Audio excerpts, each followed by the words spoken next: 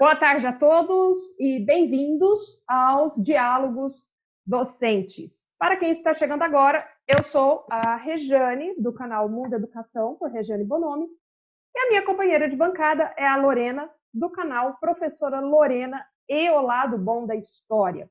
Nós somos professoras da Rede Estadual de Educação de Goiás e tomamos a iniciativa de começarmos estes diálogos para discutirmos o impacto da pandemia no nosso trabalho.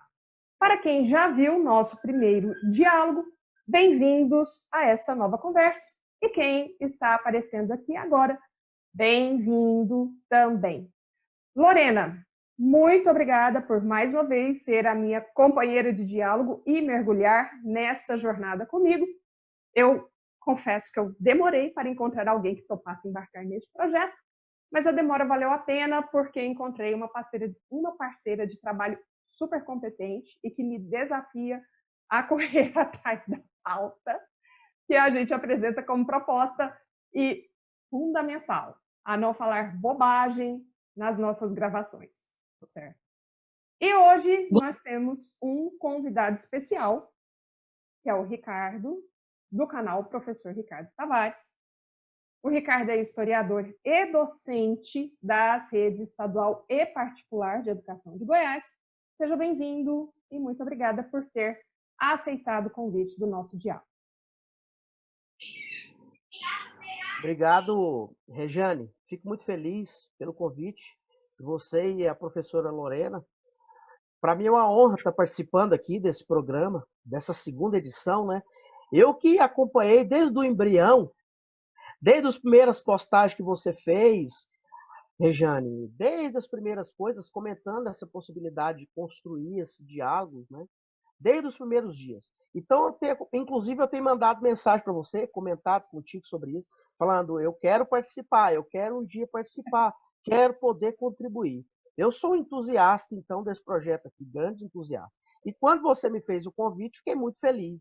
Agradeço vocês, né? Você também, principalmente, já conversou comigo essa semana ainda, e nós começamos a falar muito sobre esse programa.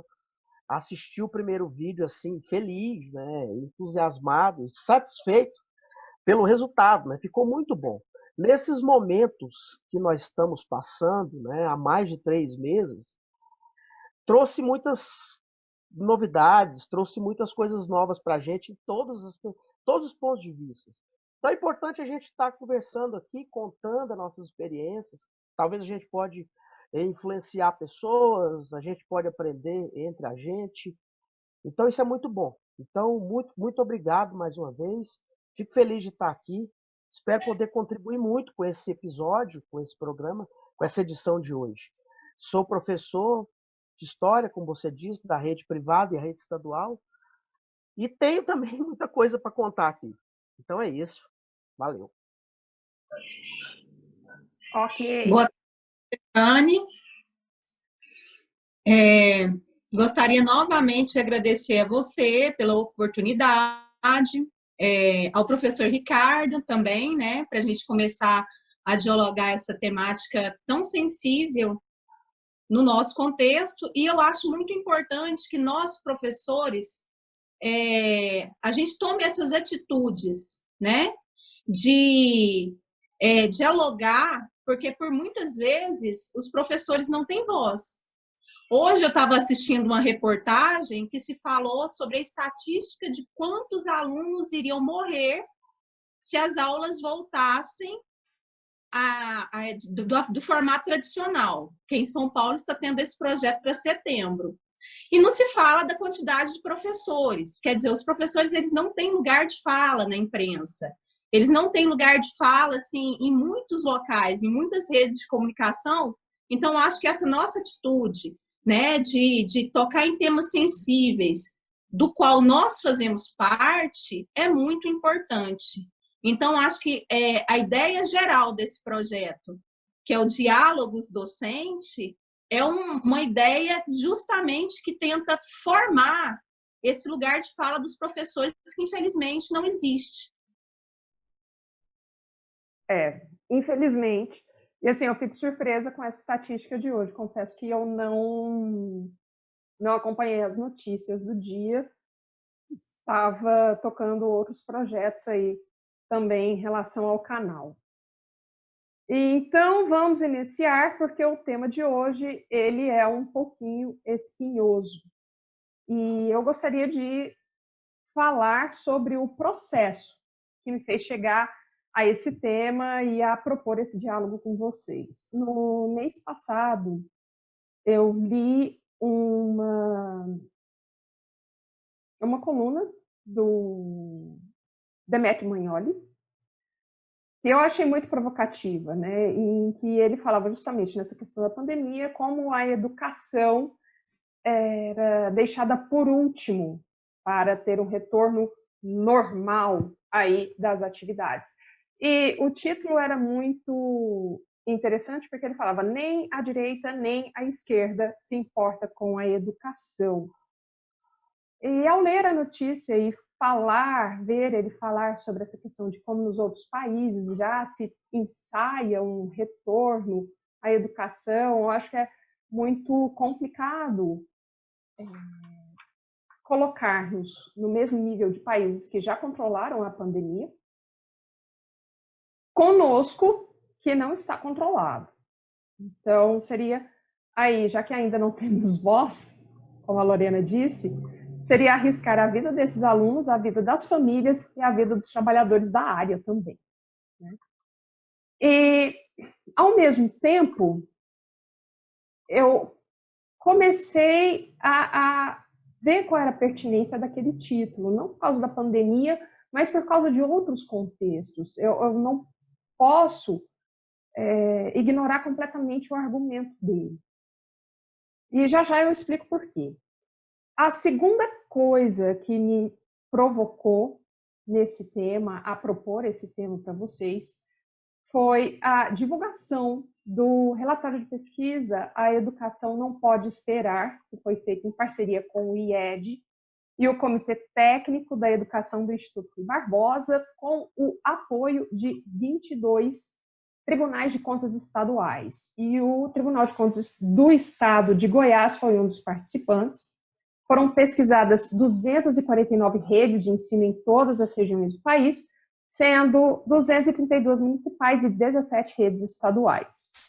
Então, os dados das redes, né, aparecem de forma muito transparente o que cada um deles fez durante a pandemia para não deixar a educação cair num vácuo, num vazio, e esses alunos aí serem perdidos. Inclusive, temos surpresas bem interessantes. A exemplo da Secretaria Municipal de Senador Canedo ter sido citada, e de forma muito positiva, a meu ver, porque eles fizeram ações simples, demoraram aí a segunda quinzena de março, se eu não me engano, para fazer a preparação para as aulas virtuais. Nessa preparação, eles solidificaram bem a base para não deixar realmente ninguém de fora desse processo, inclusive no que se refere ao uso da internet.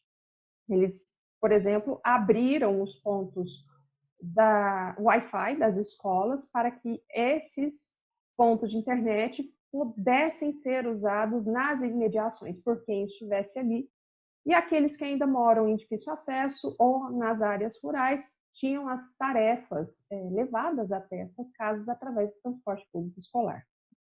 Outro ponto, Lorena, você acertou na mosca, porque o que está salvando realmente essas aulas é o celular, embora tenha uma dificuldade muito grande de acesso, que foi o que a gente discutiu no piloto, né, no episódio passado, e que aponta que é necessário mudar um pouco a dinâmica dessas aulas, indo mais para a TV, porque a TV é o objeto que todo mundo tem realmente em casa, mas a internet ainda não.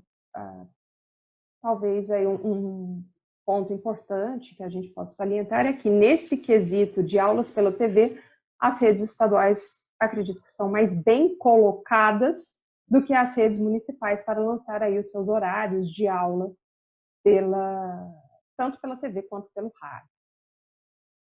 E aí vem o encontro que eu vejo com a provocação do Demétrio Magnoli no artigo que ele fez.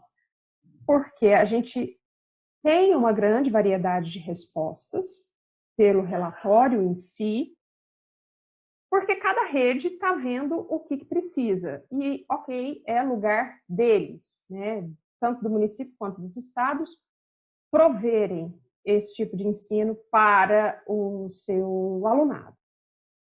Mas não se vê aí uma ação conjunta do MEC que vem alguma coisa assim, perfilando, olha, o que a gente vai fazer em termos de educação à distância no momento da pandemia. É visível uma inércia do Ministério da Educação para que o devido suporte fosse dado neste momento tão delicado. Vamos lá. Um exemplo que eu cito foi que no início da pandemia o MEC insistiu em manter o Enem, as mesmas datas este ano, mesmo sabendo das desigualdades de acesso ao ensino remoto existente no país, e só se passou a rever datas depois que o seu vídeo institucional anunciando as inscrições para este ano gerou críticas contundentes sobre o Enem 2020, ou melhor, sobre como o Enem 2020 se tornaria extremamente excludente, caso as datas não fossem flexibilizadas.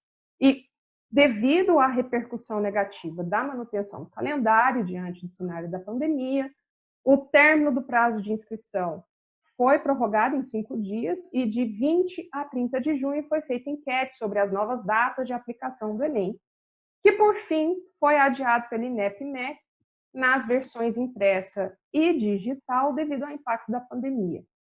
Nesse mês foram divulgadas as novas datas e elas estão previstas na versão impressa para 17 e 24 de janeiro e 31 de janeiro e 7 de fevereiro de 2021 na versão digital.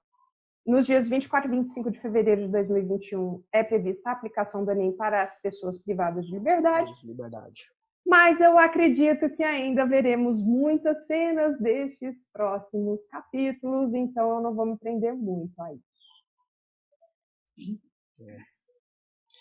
Ô, Rejane, sobre essa provocação, né, do jornalista, nem tanto à direita, nem tanto à esquerda, o que a gente enxerga é que, na verdade, essa teoria dos dois demônios, ela já é antiga, né, na história da educação brasileira.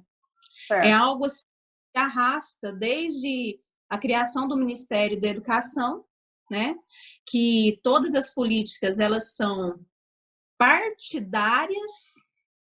As políticas geralmente têm partidarismo, as políticas públicas voltadas para a educação, e não se respeita o universo total, né? Que seria o quê? Uma educação universal para todos e não projetos criados na linha ideológica de quem está no poder. Então, por exemplo, se a gente pegar como exemplo o período da ditadura militar brasileira, começou em 1964. Houve todo um desmonte e um projeto de política pública dos militares para se alinhar uma educação voltada para a técnica, uma educação tecnicista, que não havia uma formação universal, uma formação intelectual junto com a prática. Por quê? Porque existia aquele contexto de Guerra Fria, né, onde se demonizava os opositores, e para cercear essa formação intelectual que para os ditadores seria visto como algo que poderia ligar o cidadão para a esquerda, vamos dizer assim, houve uma mudança total dos projetos educacionais, né? Existiu essa política alinhada com o governo dos Estados Unidos.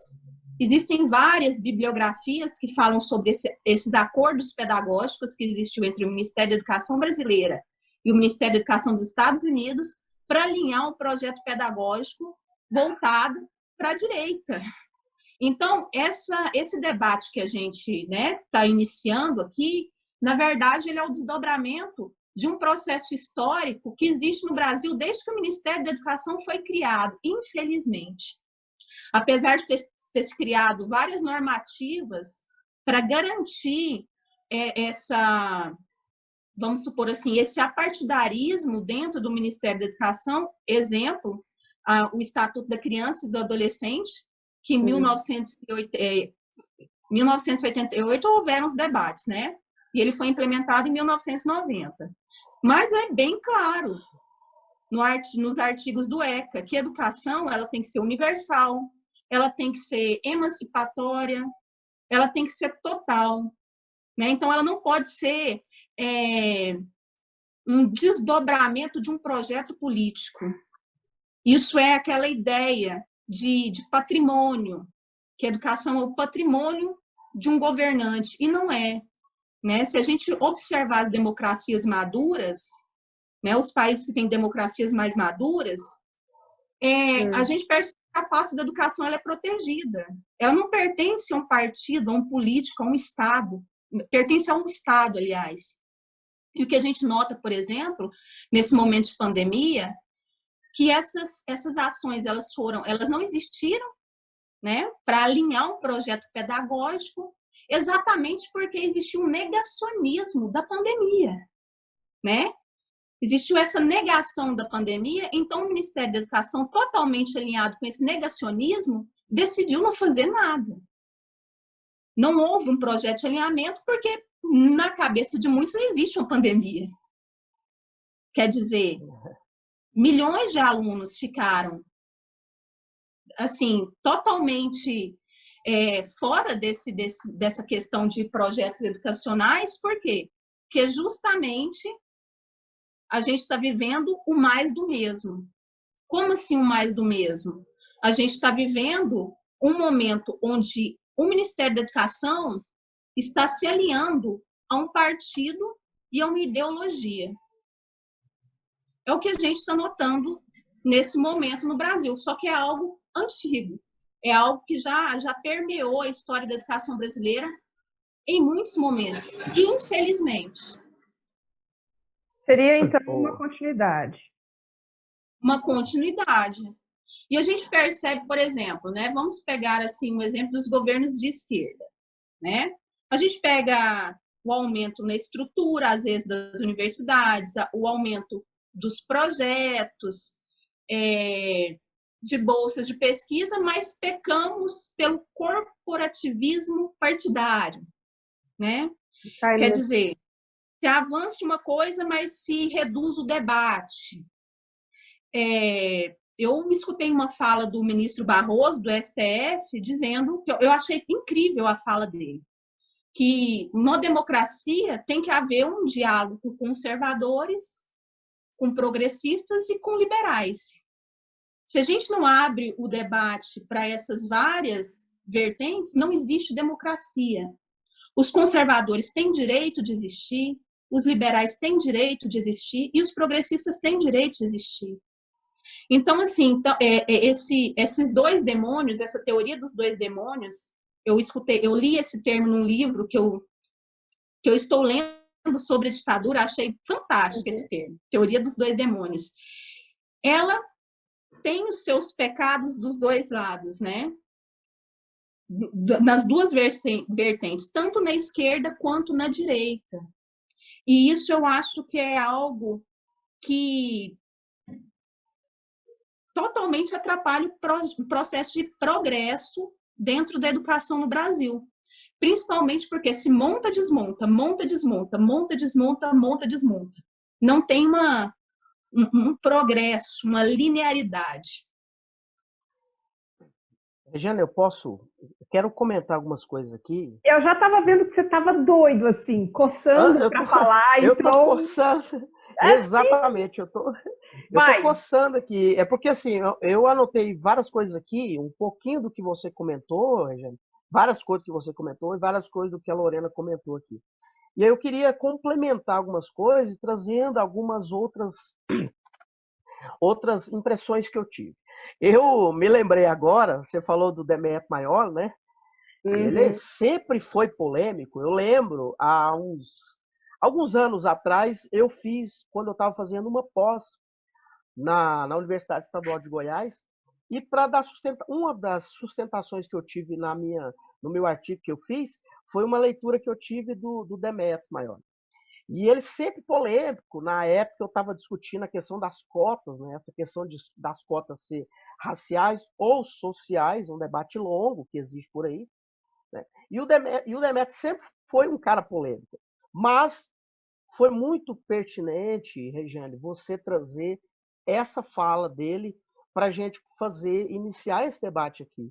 Né? Quando ele fala que a educação brasileira, né, a pauta educação brasileira, nunca foi uma política nem de esquerda nem de direita, isso é fato. Isso é fato. Tanto é que nós temos que escutar até hoje, e aí de uma forma equivocada, porque ontem eu estava assistindo, na semana passada eu estava vendo a posse do ministro, o novo ministro, né? Espero que esse não saia e que faça um trabalho, né? Vamos torcer para isso, eu espero muito. Acredito, nós temos que ter nossas crenças e tentar, né? O Milton Ribeiro, o novo ministro da Educação, estava assistindo a posse dele e percebi que também, como outros ministros desse atual governo, dessa gestão atual, eles criticam o processo de como foi tocada a gestão da política do MEC, como se o problema fosse só nos 3 últimos governos passados.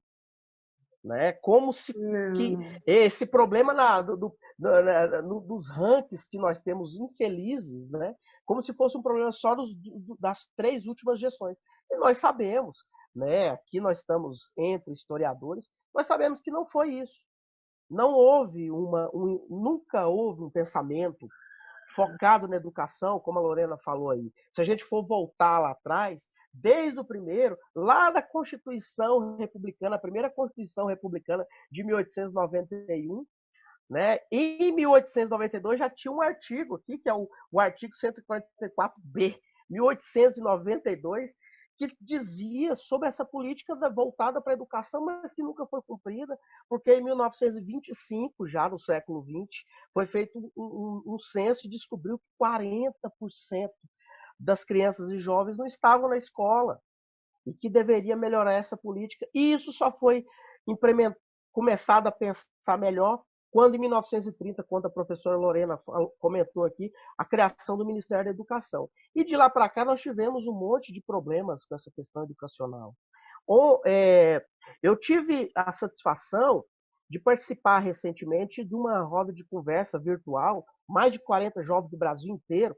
Eu vou trazer algumas impressões, algumas coisas que eu tive de lá, muito interessante, com o ex-senador Cristóvão Buarque, que já foi ministro da Educação, né? Já foi reitor da UNB, uma universidade importante no nosso país, já foi governador do DF, e eu queria comentar aqui algumas coisas que ele disse lá, mas eu queria primeiramente falar sobre isso.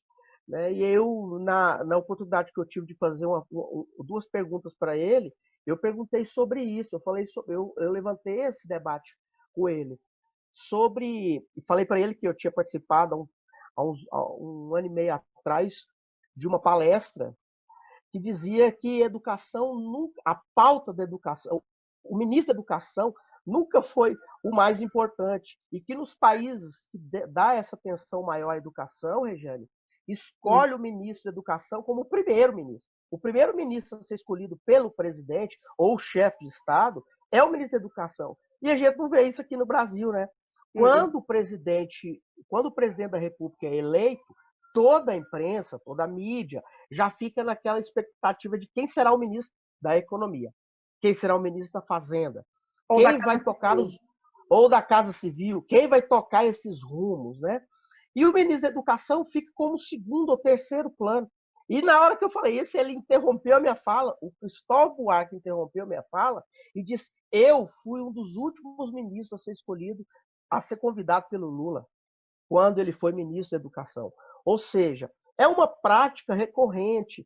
Então, quando a gente vai fazer essa análise, nós temos que ter uma visão geral, né? Nós não podemos prender essas questões. Agora, e aí eu pego um pouco também da fala da Lorena, quando ela diz que o que nós estamos vendo recentemente nessa gestão atual, dessa gestão atual aí, é um descumprimento muito mais grave do que tem sido feito nessa política educacional no Brasil, né? Porque nós estamos aqui, esse ministro Milton Ribeiro, que tomou posse recentemente, ele, se a gente for lá a linha, claro que tem um que não tomou posse, mas foi o quarto ministro. Nós tivemos o Vélez, o Ricardo Vélez, depois nós tivemos o Abrão Valtraub, depois foi o Donatelli, o Carlos Donatelli, depois teve o Feder, que Que não foi assumiu, que ele não que não aceitou. assumiu, que não Exato. aceitou o caso, houve uma polêmica em torno dele, e agora nós chegamos nesse atual ministro aí, o Ribeiro, Milton Ribeiro, espero que dê certo, né? A tentativa, a torcida que funcione, que ele consiga tocar esses rumos. E aí, deixando você continuar, Regiane, eu queria comentar outra coisa que também falei com o Cristóvão Buarque, nessa, nessa que foi uma honra para mim ter tido essa oportunidade de fazer essa conversa. Ele dizia que o ideal, inclusive ele colocou como um erro dele quando foi ministro, de não ter levantado esse debate, é que deveria criar um outro ministério da área da educação. Porque o ministério, já existe o MEC, que faz a política pública das universidades, do ensino superior, e é necessário, e seria necessário criar um outro ministério para a educação básica. Então, ele disse que ele também se culpou por isso, porque talvez não deu tempo de levantar esse debate, porque para que se faça esse debate, né? O que a gente tem visto nesses 3 últimos meses, né, nesses mais de 100 e poucos dias de pandemia, Regiane, é que nós temos o MEC, como você mesmo disse, o MEC meio que abandonou essa política da educação nos estados e deixou que cada estado tocasse a sua política. Né? Isso é uma coisa gravíssima que está acontecendo no Brasil. E aí a gente vê situações completamente diversas. Né? Então, é por isso que é importante a gente ficar atento a isso. Sim, Era essa a minha exato. impressão. Gente, vamos para um rápido intervalo? E aí a gente continua o argumento. E eu quero continuar algo a partir da fala de vocês, que vocês trouxeram, e aí eu vou continuando aí fazendo continuando a minha série de provocações. Ok? Beleza. Então, depois de um rápido intervalo, e eu acho que a gente devia gravar os nossos bastidores. Aliás, público que está nos assistindo, vocês já perceberam que a gente tem um roteiro, mas volta e meia a gente sai do nosso roteiro, e aí que tem as ideias mais legais. Enfim, não vou falar nada, nem dar spoiler das próximas ideias que vêm por aí. Vocês... Fala, Ricardo, pode falar. Já antes de a gente entrar no nosso intervalo, eu fiquei meio assim, ficou faltando uma parte pequena do que eu queria comentar. Mas antes, eu vou quebrar o protocolo, já que você começou a quebrar o protocolo, e dizer para vocês que estão aqui nos assistindo que esse vídeo estará nos nossos canais e é importante assistir o primeiro, assistir o piloto, porque muitas coisas do que eu estou comentando aqui, do que nós estamos comentando aqui, foi começado esse debate no primeiro vídeo piloto desse projeto. Então eu convido vocês, depois que assistir esse aqui, assistir o primeiro também, que é um complemento desse aqui, certo? Outra coisa, Regiane, realmente, os bastidores aqui, já tem gente fazendo isso, né, Regiane? Já tem gente que nas gravações coloca também os bastidores, claro que em preto e branco, mas é uma ideia também da gente fazer isso, porque nos bastidores tem muita coisa interessante. E muitas coisas boas virão por aí. Isso aí é uma coisa que eu queria dizer. Mas voltando à pauta, né, que é o mais importante desse momento aqui, de hoje, deste momento, é só concluir nesse raciocínio que eu estava falando, que a ausência da inserção do MEC nessa discussão de como vai resolver os problemas que nós estamos tendo assim, nesse fato das dificuldades de cada estado, né, há uma ausência grande. Nessa conversa que eu tive, vou citar várias vezes aqui, Regina, porque foi muito importante para mim, aprendi um monte de coisa. Eu estava escutando um jovem, um estudante, lá do estado do Amazonas, olha só que loucura. lá do estado do Amazonas. Ele disse que tem cidades lá do estado do Amazonas que são 16 dias de barco para chegar lá. 16 dias de barco. Então, essa realidade lá do estado do Amazonas a gente não conhece. Isso, para mim, foi uma coisa assim, né? Só para quem conhece ou conversa com a pessoa específica sabe dessas dificuldades de cada estado. Então, o MEC tinha que estar inteirado dessas questões. E aí eu estava vendo ontem, o estado do Rio de Janeiro e o estado de São Paulo já estavam preparados, como a Lorena falou, para a volta das aulas em setembro. É isso, né, Lorena, que você disse? Só que Sim, parece que estão...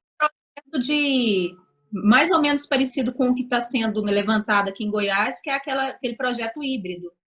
Aí a Isso. Fundação Getúlio Vargas fez um estudo, hoje foi lançado nas mídias o resultado do quantitativo de alunos que morreriam com essa volta, e deu um número no estado de São Paulo de 17 mil alunos.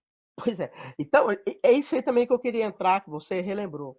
Gente, esse é um problema grave porque São Paulo e Rio de Janeiro voltaram atrás, já estão rediscutindo como vai ser essa volta. Então, cada estado está fazendo solto, né? Sem ter esses intercâmbios de experiências, que é muito importante. Então, por isso que esse debate que nós estamos fazendo aqui, Regiane, tomara que ele se expanda para vários lugares, para que as pessoas fiquem sabendo dessas dificuldades de cada região. Isso é muito importante saber, né? Por exemplo, aqui no estado de Goiás, há uma possibilidade, é difícil falar de previsões mais oficiais, né? Mas há uma possibilidade de em agosto ter essa volta meio no estilo híbrido aqui no estado, mas nós caminhamos para ter um grande problema, porque o estado de Goiás chegou a 1.000 mortes, e mais de 40 mil contaminados. Então, é uma situação complicada. Nós agora foi liberado recentemente o comércio, né? Então, a circulação, como a Regiane diz, de pessoas nas ruas está cada vez mais intensa. As pessoas parecem que esqueceram disso. As pessoas parecem que estão relativizando as mortes. Parece que as pessoas não perceberam que no Brasil já tem 2 milhões de contaminados e mais de 75 mil mortos. Então parece que é um debate complicado de ser feito. E o estado de Goiás caminha para essas dificuldades. Já estão pensando, Regiane, já tem um debate rolando aí de fazer de greve das pessoas da rede estadual, falar assim, não, nós não vamos voltar, porque há um perigo grande para os professores. Não, assim, nesse Né? ponto, houve uma entrevista da secretária de Educação, da Fátima Gavioli, dada ao Popular, em que ela falou que sim, em julho ia se juntar o gabinete de crise, e o gabinete de crise não é composto só pela Secretaria de Educação, é composto também pela Secretaria de Saúde, para ver se dava para voltar e em que condições voltar. Até porque ela falou, olha, a saúde é que vai dar o tom, nós temos tantos leitos. É possível voltar? Sim? Não? Talvez. O pai que não quiser mandar o menino para a escola, ok, a gente vai continuar no sistema híbrido, seu filho vai continuar estudando em casa. Agora, o pai que quer mandar o filho para a escola, como que a gente vai fazer isso com segurança? Vai ter EPI entregue? Sim. Como que vai ser esse controle de EPI? Qual que é a melhor EPI para entregar? É a máscara de acrílico? É a máscara facial, de tecido, cirúrgica, sabe-se lá o quê? Então, esse debate está ocorrendo. E nesse ponto, a gente tem que ver realmente quais são as propostas e como que a coisa está caminhando. Os casos estão aumentando, e aí eu devo dizer que os mortos, pelo menos para mim, eles estão adquirindo nomes. Ninguém da minha família, graças a Deus, ainda. Eu espero que todo mundo continue seguro, entendeu? Mas tem familiares de amigos, familiares de alunos, famílias de alunos inteira. Professores. A família inteira pegou Covid. Professores, entende? Colegas de trabalho que pegaram Covid. Por quê? Mas eles estão em casa. Estão, mas os respectivos cônjuges não estão, porque eles não conseguem fazer quarentena. Porque eles precisam trabalhar. E aí é um outro debate que dá outra questão dos diálogos. Outro episódio. Outra Rejane, eu gostaria para, né, colar nesse. Em relação a políticas públicas que não existiram nesse momento da pandemia, e eu acho assim que não é um problema de saúde e é um problema de política também, sim. Por que razões? Desde que eu não sei qual ministro do STF decidiu que prefeituras e estados poderiam, né, decidir sobre como enfrentar a pandemia, eu escuto, eu leio muito as falas das pessoas que defendem que a culpa não é do presidente, a culpa agora é dos governadores e dos prefeitos, porque o ministro do STF deu esse poder a governadores e prefeitos. E na educação, essa falta de alinhamento, eu acho que é muito confundido com essa questão também de prefeitos e governadores decidam, porque o ministro do STF decidiu que é assim, então a gente lava as mãos. Então, eu acho muito fácil, né? Para o Poder Executivo, representante aqui, né, do governo brasileiro, usar essa estratégia. Para mim, isso é uma estratégia, né? Decidiram que os governadores e prefeitos vão decidir, então eles decidam tudo. Como que vai ser em relação às aulas, como que vai ser em relação ao isolamento, como que vai ser em relação à economia. Então, ficou fácil, não ficou? Ficou fácil. E outro ponto que é interessante observar este ano é um ano de eleições municipais. Então, tem muito candidato, muito prefeito por aí, já de olho na questão das eleições e foi-se embora o básico para a gente, que é sobrevivência no meio dessa pandemia. Porém, tem uma coisa que eu queria chamar a atenção, que vocês já estão levantando a bola e a gente já está discutindo nisso, é que existe, se por um lado, tá, existe uma descontinuidade de políticas públicas, de projetos públicos em cima da educação, também existe uma certa continuidade. Então, tem uma balança aí. Como? E aí vamos variar um pouco essa questão da pandemia. Na questão da descontinuidade dos projetos, por exemplo, em Goiás, daí eu vou puxar um pouco a sardinha para o meu lado, porque também sou da área artística. Em Goiás, houve uma expansão gigantesca do ensino de artes na rede estadual de educação durante o governo do Alcides Rodrigues, que foi entre 2006 e 2010, quando a Milka Severino era secretária de Educação. E após a entrada do Marconi nos dois últimos governos dele, entre 2011 e 2018, o ensino dessa área retrocedeu enormemente nessas escolas, por um lado, refletindo a nova política estadual de fomento cultural e artístico como um calendário de eventos, em detrimento de uma compreensão da arte e da cultura como um processo gradativo constante, paulatino. Isso degringolou de vez após a ênfase dos secretários seguintes, Thiago Peixoto e Raquel Teixeira, nos planos de bimestralização curricular, nos projetos de letramento e numeramento, principalmente nas escolas de tempo integral. Com o início do governo do Ronaldo Caiado, em 2019, a secretária Fátima Gavioli diminuiu ainda mais as aulas na área, dando prioridade a português e matemática e assumindo a postura como política de governo. Eu não pesquisei se houve uma melhora significativa nos indicadores das escolas, e eu não estou dizendo que português e matemática não são importantes. São. Só que o conhecimento é feito a partir de um todo, não é somente essas duas disciplinas. Mas vamos lá. O que eu tenho, né, dessa questão de indicadores, e somente algumas recordações sobre a publicidade do governo marconista à época em revistas de grande circulação do país, como a Veja, mas eu encontrei um relato muito interessante a respeito dessas descontinuidades em uma dissertação. E aí eu vou usar as aspas. O Brasil pensa o que a gente pode fazer em 4 anos, que é o período do primeiro mandato, porque depois de 4 anos você desmonta tudo e começa de novo, fecho aspas. Eu creio que essa fala reflete muito mais do que o exemplo dado e desemboca, inclusive, nessa questão de a gente estar em um ano de eleição municipal e prefeitos, alguns prefeitos que a gente está vendo por aí, estão ignorando a questão sanitária e fazendo libera geral a respeito do que realmente, a despeito do que realmente tem que ser feito. Agora, por outro lado, continuidade de projetos em que sentido, tá?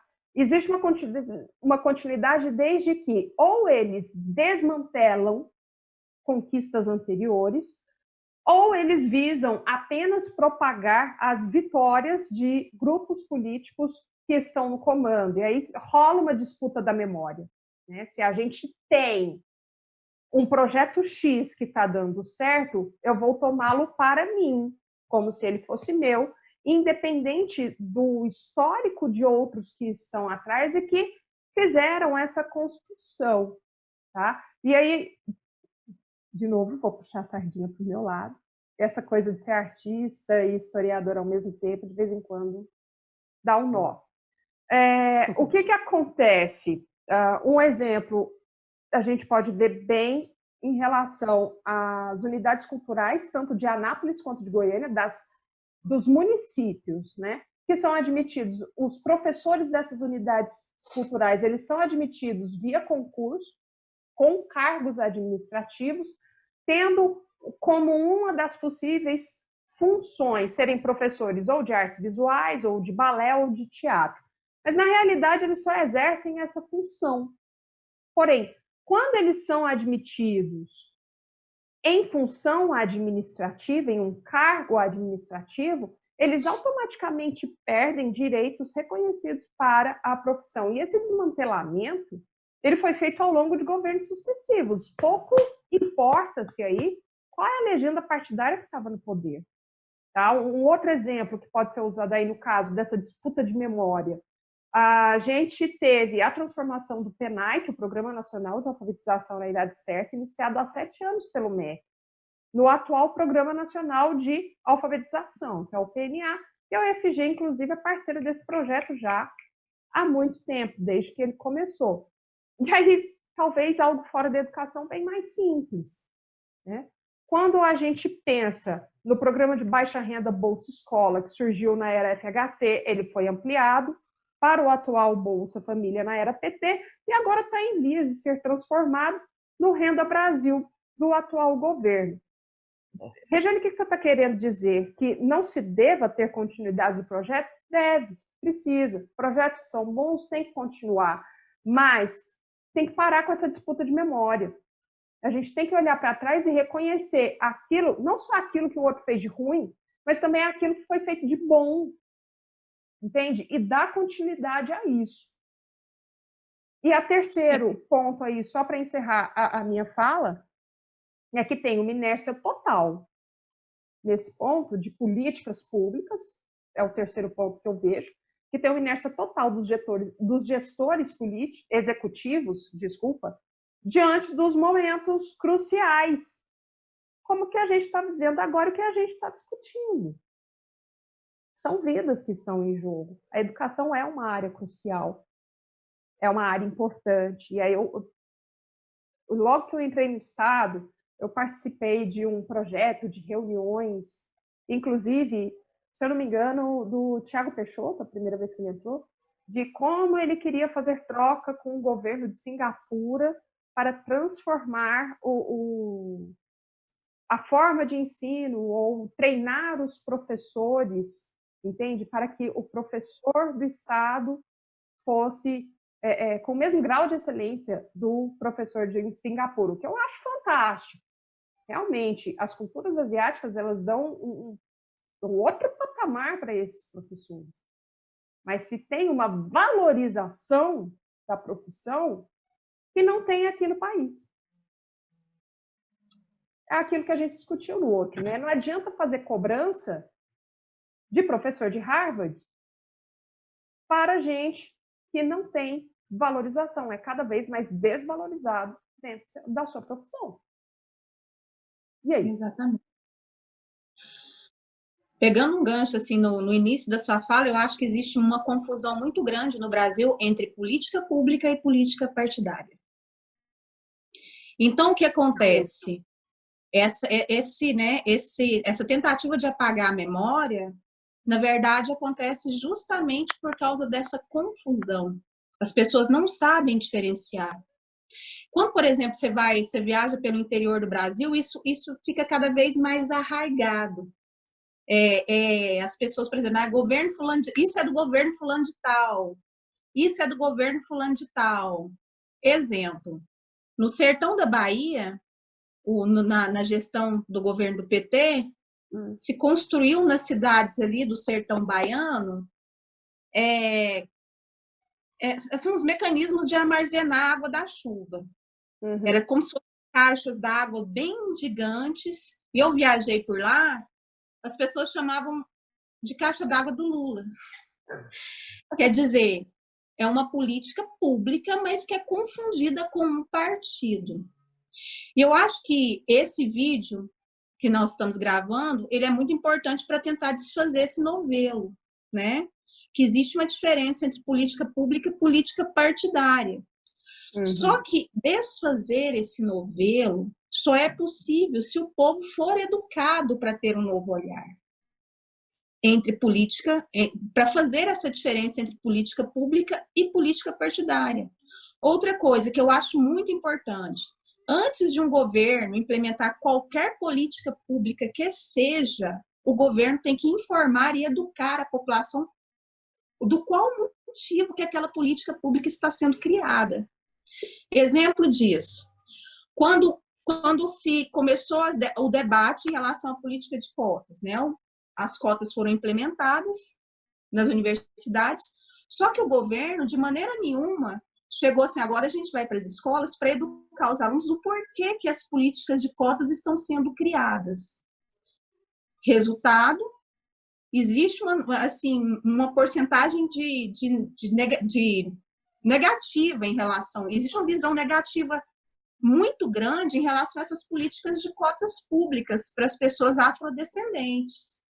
Ou seja, o governo não educou a população para informar que, na verdade, essa política pública ela foi uma tentativa de correção histórica de outra política pública que foi criada há mais de 100 anos atrás, que é a política de embranquecimento da população brasileira, que criou ciclos de pobreza na população afrodescendente no Brasil durante séculos, né? Por exemplo, não se parou e falou, olha, a gente vai tentar corrigir essa dívida histórica através dessa política pública, e essa política pública é uma correção de outra política pública. Sim. Quer dizer, para desfazer todo esse embaraço, Rejane, é fundamental que o governo eduque, em primeiro lugar, para desfazer essa confusão entre política pública e política partidária, e a população precisa saber o que são as políticas públicas também e por que elas são criadas. Gente, Ricardo, eu vou cortar um pouquinho e pedir para a gente fazer mais um intervalinho. E assim, na hora. Estão intensos os debates, né? Tanto muito na tela, na gravação, quanto fora. Então, vamos dar uma pausa rapidão? Já a gente Até daqui a pouco. Daqui a pouco. Voltando, então, do intervalo, Lorena, você tinha falado sobre essa questão da educação que é necessária para se perceber as políticas públicas e eu cortei você, Ricardo, antes do nosso intervalo. Tranquilo, então, tranquilo.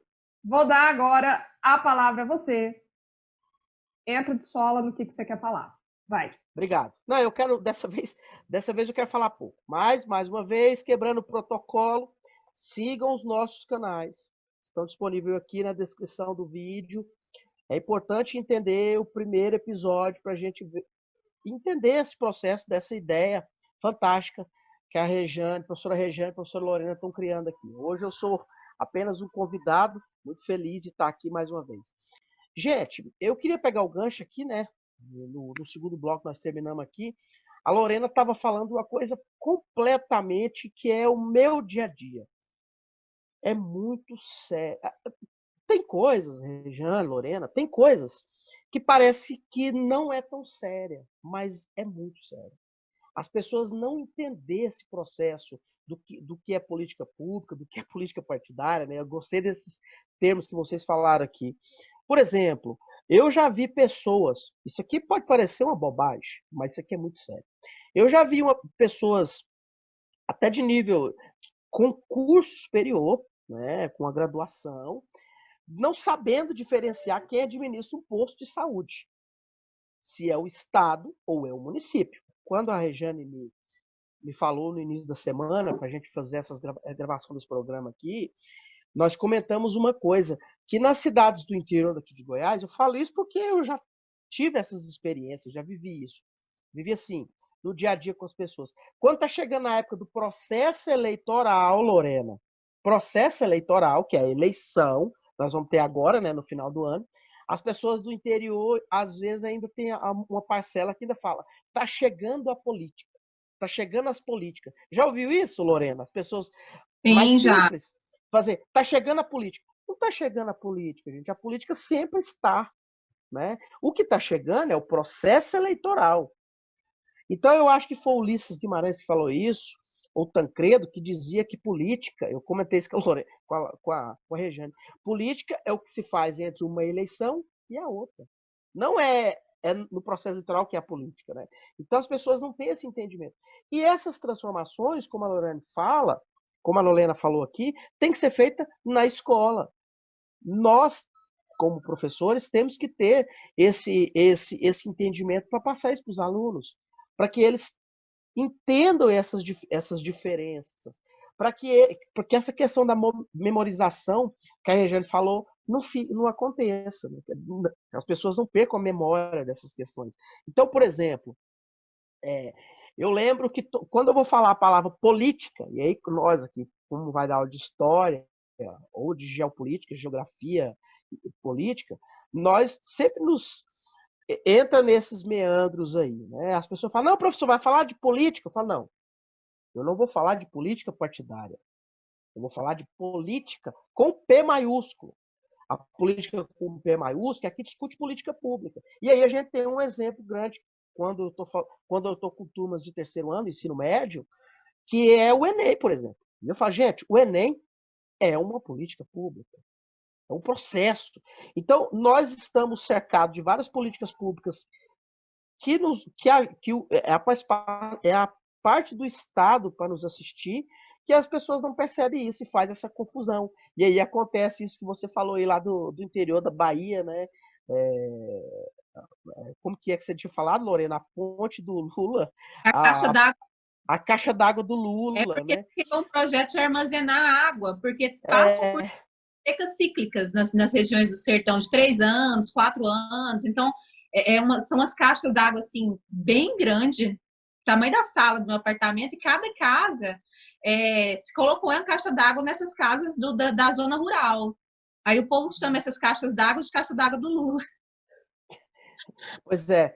Então, só para concluir aqui, Regiane, mas uma coisa que é complicada também, porque a população às vezes fica meio perdida com essas questões, porque não há uma política de Estado, há políticas de governo.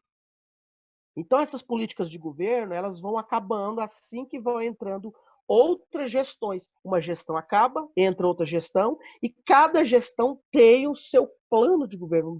Plano de governo não, né? Porque todos têm que ter o plano de governo. Todas têm o seu plano, a sua forma de gerir. O que tem que ser, o que sempre deveria ter sido colocado nas gestões públicas aqui desde o início da República é, planos de Estado, os projetos têm que ser projetos de Estado, não projetos de governo, para que as coisas continuem. As coisas, por exemplo, e aí eu vou pegar, como diz a região, na minha sardinha, no nosso estado aqui, o estado de Goiás. Nós temos aqui 2 projetos iniciados nos governos do Marconi Perillo, que é a Bolsa Universitária, que eu sou uma das pessoas que consegui concluir meu curso, porque eu fiz meu curso de História na PUC Goiás, antiga, o CG. Consegui porque eu tinha, na metade, eu tranquei um semestre e consegui continuar por conta do projeto da Bolsa Universitária. Então, isso é um projeto de governo. E aí entra um novo governo, existe esse debate de acabar. Isso não deve acabar, isso é um projeto de Estado, né? Não é a Bolsa Universitária do Marconi, é a Bolsa Universitária, um programa que foi reconhecido pela ONU, um dos maiores programas de ajuda ao jovem, né? Que atendeu mais de 50 mil jovens. Aliás, eu acho que muito mais do que isso, né? E a própria criação da UEG, né? Só que o problema da UEG foi um problema maior, porque aí começou a abrir um monte de unidades para atender, e aí eu vou usar uma palavra que a Regiane já falou aqui, né? Para atender que essa prática clientelista que nós temos no Brasil, né? E começou a criar unidades em vários municípios que nem precisava de criar para atender um prefeito tal, um deputado estadual tal de cada região do estado de Goiás, sem fazer um estudo da necessidade oficial de que cada região deveria ter, né? Porque a ideia da criação da Universidade Estadual de Goiás, a UEG, foi para que as pessoas da mais longínqua localidade do estado de Goiás conseguissem acesso ao ensino superior.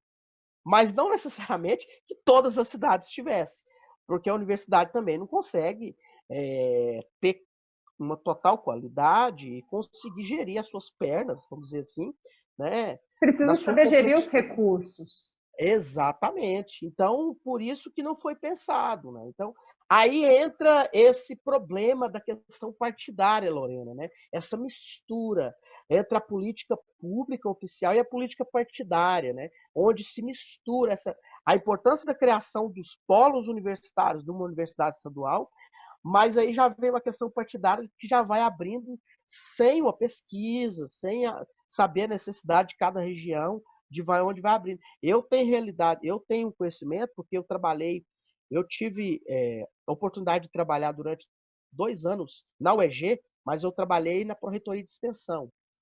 E nessa época eu percebi que às vezes não tinha unidade universitária numa cidade, Regiane, mas tinha um polo. E nesse polo, às vezes, tinha uma sala de aula com um curso. De qual ano a Então, qual isso é ano uma você coisa. trabalhou, Ricardo, na Pró-Reitoria? Eu tenho que pensar aqui o ano, mas foi quando o pró-reitor de extensão foi o professor Marcos Torres. O professor Marcos Torres esteve lá nessa última gestão, mas antes da professora Silma voltar, ele esteve de novo. Se eu não me engano, foi de 2010 a 2012, mais ou menos, acredito. Ah, tá. Aliás, 2009 a 2010, mais ou menos nesse ano. Então a gente percebia esses problemas da universidade, né? Às vezes abria um polo numa cidade sem fazer uma pesquisa prévia para saber a necessidade. Então isso aí é um problema que nós temos, né? De misturar essas questões partidárias com a gestão pública. A gestão pública é muito séria. E quando a gente vai falar para os alunos de política pública, a gente tem aquela versão, porque eles também misturam tudo. Então, nós, como professores, temos que ter esse entendimento dessa diferença para passar isso para os alunos, para mostrar para eles que política pública é necessário. Todos os governos, todas as gestões, tanto ela municipal, estadual, federal, tem que ter políticas públicas de qualidade que chega, que assistam todos, né? E que nós temos que ter esse entendimento do que é partidário, né? E do que é Até político. pouco tempo, até pouco tempo, Regiane, a gente via acontecer, até pouco tempo, a gente via acontecer, por exemplo, existiam, hoje é coordenação regional, né? Houve uma reforma administrativa no estado de Goiás, as subsecretarias hoje são coordenações regionais, né? Sim. Mas quando era subsecretarias, a gente percebia que vários subsecretários eram indicações pontuais políticas, sem o crivo, né? E aí, Lorena, a gente já viu um grande avanço que nós tivemos aqui na política estadual, na área da educação, Regiane, quando a gente teve a eleição direta para diretor. Foi um ganho, né? Foi uma vitória da comunidade escolar, né? As pessoas poderem escolher o seu diretor. E a gente poderia fazer isso também nos antigos subsecretários. E eles eram escolhas políticas locais, uma prática clientelista equivocada, né? Eu espero que agora, com essa nova estrutura, que são as coordenações regionais, isso diminua, né? Então, para que a gente não misture isso. Isso é uma pauta longa, né? Já não tem como a gente finalizá-la hoje, né? É isso que eu queria Compreendo. comentar. Assim, É isso que eu o, queria o comentar. que que, o que que eu vejo, né? Tanto que a Lorena colocou, tanto que você colocou, que a gente cita muito essa questão do que é partidário, do que é político, mas a gente não conceitua. Então, a gente está lidando com diferenças do que é Estado, do que é política, do que é forma de governo, do que é público, seria interessante a gente conceituar o que é cada um. Então, público, vamos lá, é aquilo do que qual todos podem participar igualmente, ou seja, é público porque pertence ao povo, e ainda vejo essa noção como muito marginal, as pessoas não entendem isso. Estado, principalmente quando a gente fala de nação ou país, é a sociedade residente em determinado lugar que tem como característica ser soberano, ser reconhecido como povo e possuir um território. Para fins de organização, é elaborado um conjunto de leis para que se viva bem dentro dessa sociedade. No nosso caso, a mais recente é a Constituição de 1988. E nesse ponto, o Estado ele é coercitivo, ou seja, ele delimita quais são os direitos e os deveres do indivíduo, visto como pertencente a esse Estado. Ricardo, você tem direito, só que o seu direito acaba onde começa o meu direito e vice-versa. A gente tem que saber bem essas questões. Forma de governo é a maneira de se exercer o poder de Estado. E a diferença entre as suas formas depende da diversidade de pessoas às quais é confiado esse poder soberano. Ou seja, o governo não é o Estado em si, e o governo é transitório, a despeito da existência de frases já marcadas historicamente, né, como aquela famosa "O Estado sou eu", de Luís XIV, e as suas releituras em crônicas políticas contemporâneas. Enfim, política. Aqui se tem significados múltiplos, mas dois se destacam. O primeiro se relaciona com as ciências que cada cidadão deve aprender para viver bem em sociedade, e o segundo se relaciona com a arte ou a ciência de governo, como dirigir as ações livres na sociedade civil ou no Estado, ou ainda como se determinar a melhor forma de governo na teoria e na prática, e principalmente dentro de condições específicas, como essa que a gente está vivendo. Essas discussões conceituais, assim, eu fiz um resumo delas, e assim, tem pano para manga para a gente discutir isso aí, mas elas existem desde a antiguidade. Eu resumi bastante esse processo de construção do significado de cada um deles. Eu tentei trazer para esse momento significados que fazem mais sentido ao período histórico que a gente vive. E é claro que os significados mais atuais, eles carregam os traços das discussões iniciadas aí por Aristóteles, Platão, Sócrates e toda a galera da filosofia. Por que a gente precisa, nesse ponto, entender que cada conceito é mas que eles se interpenetram? Por quê? Se a política faz parte do trato social entre indivíduos, ela vai se ligar aos conceitos de Estado, público e forma de governo, para o surgimento de ferramentas que possibilitem uma vida melhor em sociedade. E o partido político é uma dessas ferramentas. Quanto mais partidos aí nós temos, como o Ricardo citou, mais democrático é o nosso Estado. Pois ela apresenta um número imensurável de indivíduos, determinados valores e ações que julgam importante se tornarem efetivas em uma sociedade. Em tese, eles amplificam as vozes, os anseios, os desejos individuais de uma massa em arenas próprias, para ora propor mudanças sociais importantes e ora estabilizar essas relações. Então, quando a gente junta o público e a política, surgem as políticas públicas elaboradas para propor melhores formas de vida a todos que compõem uma sociedade. E, de novo, aí, retomando a fala da Lorena, a fala do ministro do STF, a gente precisa ter entendimento entre conservadores, entre progressistas, entre liberais, entre todo mundo, porque senão não é democracia. E se somarmos a política ao partido, nós vamos ter a política partidária, que não é a mesma coisa que a política pública. Por exemplo, aí puxando para o nosso universo educacional, a gente pode considerar, eu pelo menos considero, como uma política pública, como algo inclusivo, pensado para todos, independentemente da posição social ocupada, do lugar de fala desses indivíduos, a implementação de maiores condições de acesso a cursos técnicos profissionalizantes de qualidade, concomitantes ou não ao ensino médio. Estou falando por mim, não sei qual é a posição de vocês. Agora, é possível permitir, por que eu tenho essa concordância? Porque é possível permitir de uma maneira simples uma maior inserção no mercado de trabalho, desde que se crie mecanismos para não aumentar as disparidades salariais entre profissionais com distintas formações e que, por consequência, não se acarrete um aumento de desigualdade social no país. Isso aí tem que estar muito bem olhado.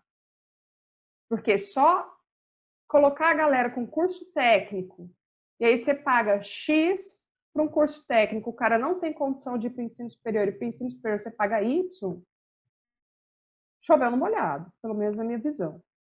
Por outro lado, tá, a gente pode pensar aí como uma política partidária na educação, um desejo cada vez maior de implementar escolas militares, país afora. E esse tipo de ação é muito mais ligado à ideologia que alguns partidos apresentam, mas que não condizem necessariamente com os anseios de toda a população. Então, isso é uma política partidária que está sendo enfiada goela abaixo, como se fosse política pública. E estar no exercício do poder do Estado, através de uma eleição democrática e legítima, não é salvo-conduto para fazer isso. Você tem que conseguir equilibrar forças múltiplas e complexas para elaborar políticas que olhem para todos os grupos, em todos os espectros sociais, e contemplem os grupos e opiniões, criando-se políticas públicas para todos a respeito da educação, da saúde, da segurança pública, enfim, a respeito de tudo. Partido não é sinônimo de público. Esse é o ponto. E colocar a política partidária como política pública é tratar o público como se fosse particular de governantes, a despeito da existência de toda uma sociedade. Porque quando a gente confunde isso, vira patrimonialismo. E aí, patrimonialismo é você administrar o público como se fosse seu, independente de quem está lá. E a gente ainda carrega muito esse traço. Muito mesmo.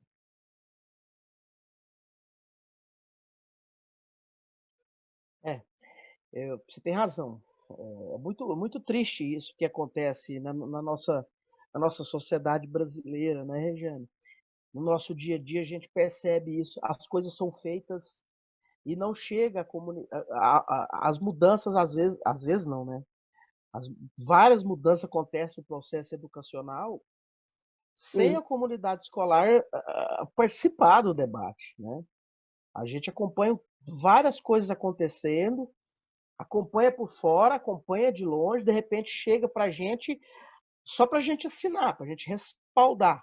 E você citou Como, uma coisa né? interessante, porque a partir de 2000 foi possível votar qual diretor ia estar dentro da unidade. Antes era feito por indicação, tem uma tese que fala sobre isso, inclusive.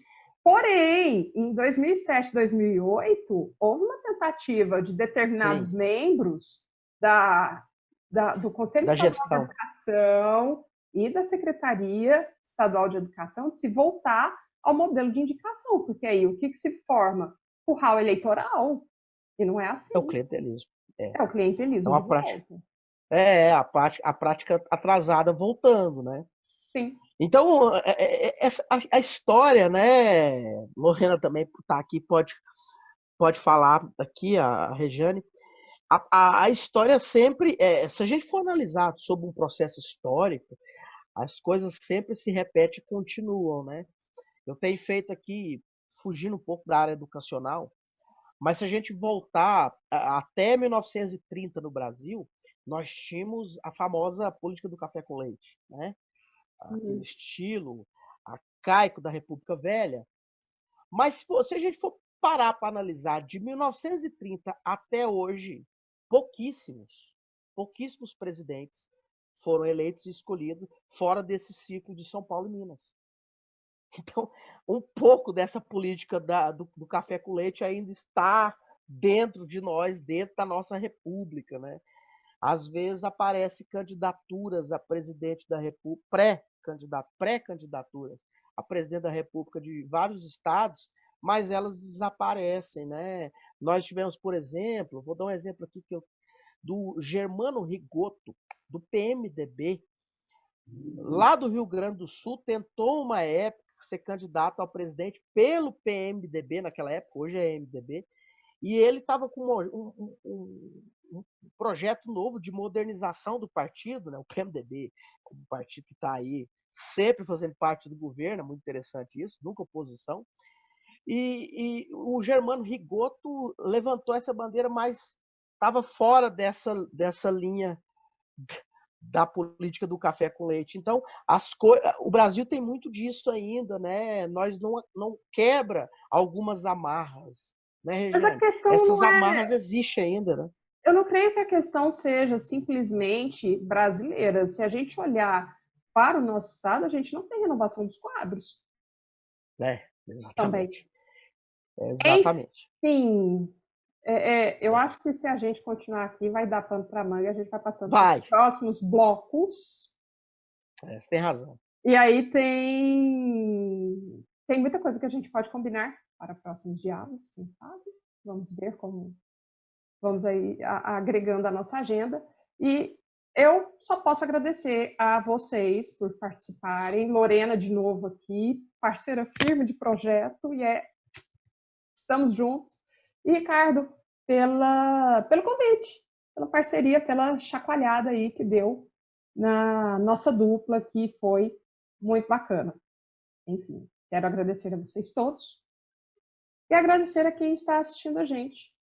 Muito obrigada pela presença, pela audiência. E até o próximo Diálogos, né? Eu espero. Regiane, eu só queria mais uma vez aqui agradecer o convite de vocês. Lisonjeado. Como eu disse no começo do programa, eu fui um entusiasta desse projeto aqui desde os primeiros dias, quando eu vi vocês pensando, montando. Então, obrigado pela presença, obrigado pelo convite. Eu adoro fazer esses debates, tem muita coisa para a gente conversar sobre a educação no Brasil e sobre o Brasil, né? Então, eu fico muito feliz. Obrigado a todos.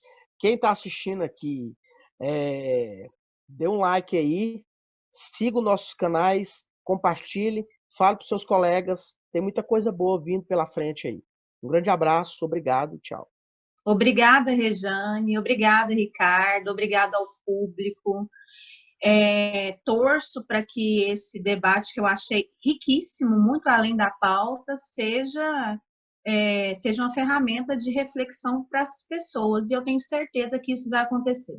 Obrigada pelo respeito dos colegas, e é isso. Tchau, gente. Até o próximo.